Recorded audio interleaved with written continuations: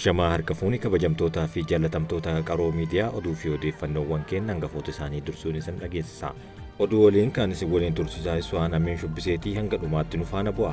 Daandiin xiyyaara Itoophiyaa xiyyaara Afrikaatti kan jalqabaa ta'e fudhate. Walitti bu'iinsi Itoophiyaa keessatti gaggeeffamaa jiru furuuf mariin siyaasaa barbaachisaadha jedhan ministeerri dhimma alaa Ameerikaa Antooniyoo Bilinkan. Magaalaa Adaamaatti namoonni sanadootaa fi noottiiwwan birrii garaagaraa maxxansuun shakkaman to'ataman. Itoophiyaan liqii doolaara miiliyoona 738 Suudaan kibbaaf kennite. Dhimma duula filannoo Ameerikaatis asirratti isiniif dhiyeessina. Daandiin xiyyaara Itoophiyaa xiyyaara Afrikaatti kan jalqabaa ta'e fudhate. Daandiin xiyyaara Itoophiyaa xiyyaara imaltoota Afrikaatti kan jalqabaa ta'e E350,000 jedhamu dhaabbata Airbus irraa kaleessa galgala fudhateera. Xiyyaarri daandii qilleensichaa dhaabbata Airbus irraa fudhate kun Itoophiyaa Land of Origin kan jedhuun moggaafamee akka Afrikaatti akaakuun kan jalqabaa ta'us ibsameera. Xayyaarichi buufata Faransaay Tuulus irraa har'a guyyaa sa'aatii 8 irratti buufata xayyaara idil-addunyaa Boolee ni gaha jedhamee ni eegama. Walitti bu'iinsi Itoophiyaa keessatti gaggeeffamaa jiru furuuf mariin siyaasaa barbaachisaadha jedhan Antooniyoo Bilinkan. Ministeerri dhimma alaa Ameerikaa Antooniyoo Bilinkan muummee ministeera Itoophiyaa Dr. Abiy Ahmad waliin bilbilaan haasa'uu ministeerri dhimma alaa Ameerikaa beeksiseera. Bilbilaan taasisan kana irratti Bilinkan wal dhabdeewwan kutaalee Itoophiyaa garaagaraa keessatti gaggeeffamaa jiran furuuf mariin siyaasaa barbaachisaa ta'uu dubbachuu isaanii ibsaniiru.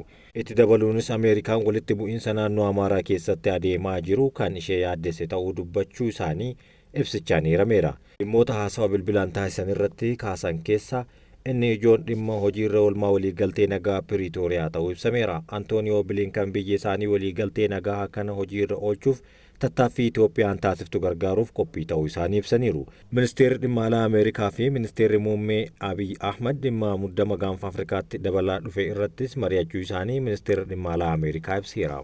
Itoophiyaan yaa'ii waliigalaa Interpoolii irratti hirmaachaa jirti. Itoophiyaan yaa'ii waliigalaa 92ffaa Interpool poolisoota idil-addunyaa biyya Ingiliiz magaalaa Gilaasgootti taa'amaa jiru irratti hirmaachaa jiraachuu himame. Yaa'icha irratti jilli Komishiinara Jeneraala Komishinii Federaalaa Dammallaash Gabra Mikaa'eliin durfamuu hirmaachaa jiraachuun himame. Yaa'ii kanarratti Itoophiyaa dabalatee itti gaafatamtoonni poolisii biyyoota miseensa dhaabbatichaa aanga'oonni olaanoo fi tumsitoonni idil-addunyaa hirmaachaa jiraachuun ibsameera. Komishiinar Dammallaash Itoophiyaan yaa'ii waliigalaa akka qopheessituuf carraan akka kennamuuf gaaffii dhiyeessuun himameera. Jilli Itoophiyaa yaa'ichaan cinatti biyyootaa fi dhaabbilee idil-addunyaa garaagaraa waliin marii gamlamee akka taasisu ni eegama. Magaalaa Adaamaatti namoonni sanadaa fi noottiiwwan birrii sobaa garaagaraa maxxansuun shakkaman to'ataman. Magaalaa Adaamaatti namoonni sanadaa fi noottiiwwan birrii sobaa garaagaraa maxxansuun shakkaman to'atamuu isaanii ministeerri galiiwwanii beeksise. Ministeera galiiwwaniitti waajjira damee Adaamaa magaalaa Adaamaa keessatti hordoffii cimaa taasiseen sanadoota sobaa garaagaraa noottiiwwan birrii abbaa 100 fi 200 chaappaawwan dhaabbilee mootummaa fi dhuunfaa ragaalee barnootaa waraqaa eenyummaa gandaa heeyyama konkolaataa fi sanadoota sobaa biroo fakkeessanii qopheessuu irratti hirmaatan shakkamtoota 2 to'annoo jala oolchuu isaanii beeksiseera. Gara oduu keenya biraatti yoo dabarru Itoophiyaan liqii doolaara miiliyoona 738 Suudaan kibbaaf kennite.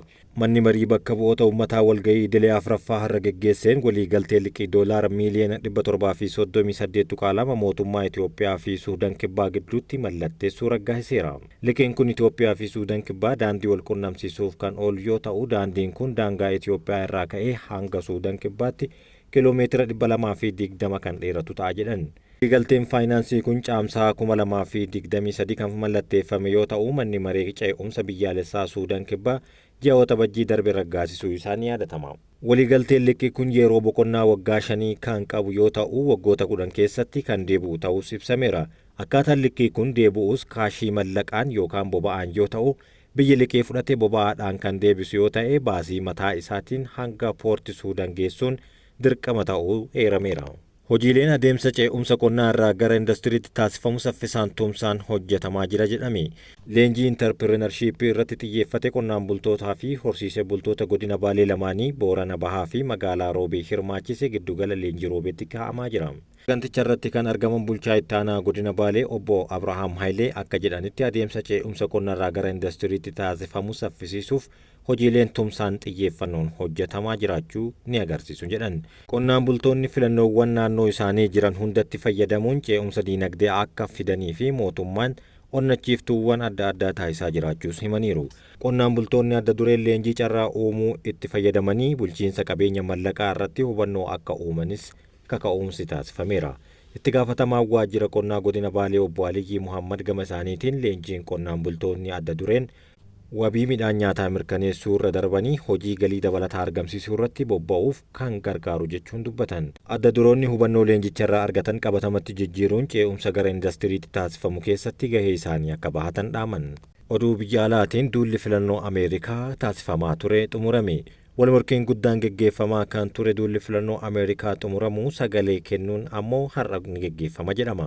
Filannoo Ameerikaa kun uummata biyyattii qofa osoo hin taane sadarkaa idil addunyaatti filannoo xiyyeeffannoo olaanaa qabudha. Doonaald Tiraampii fi Kaamalaa Haaris pirezidaantii Ameerikaa ta'uuf duula filannoo guyyaa dhumaarra ga'aniiru.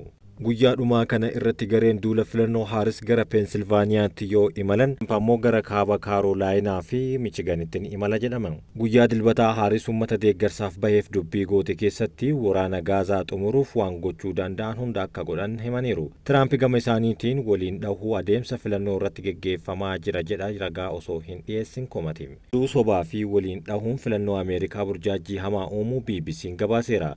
Dhaabbilee yaada uummataa hordofan filannoo bara kanaa dorgommii cimaa kan keessummeessu akka ta'es ibsaniiru. Bu'aa filannoo bara kanaa seenaa keessatti baay'ee kan walitti dhiyaatu ta'uu BBC'n dabalee ibseera. Kabajamtootaa fi jaallatamtoota hordoftoota Qaroo Miidiyaa oduun keenya kan hangammaatti qabannedha. Qaroo Miidiyaa sheer, laayik, sabiskiraayib gochuun nu cinaa dhaabadha.